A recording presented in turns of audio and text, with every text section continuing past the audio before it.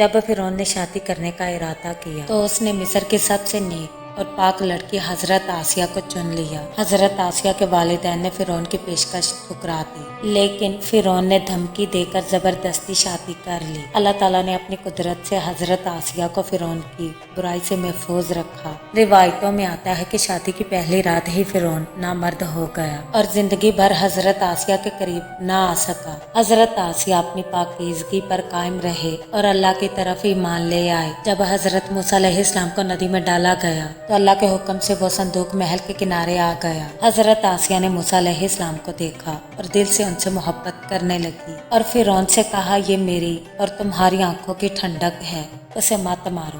موسیٰ علیہ السلام فرعون کے گھر میں حضرت آسیہ کی محبت اور حفاظت میں پلے بڑھے۔ حضرت آسیہ نے ایمان پر ثابت قدم رہ کر مومن عورتوں کے لیے مثال قائم کی۔ فرعون نے انہیں سخت عذاب دیا مگر ثابت قدم رہیں اور شہید ہو گئے۔ اللہ نے قرآن میں ان کا ذکر ہمیشہ کے لیے مومن عورتوں کے لیے مثال کے طور پر کیا۔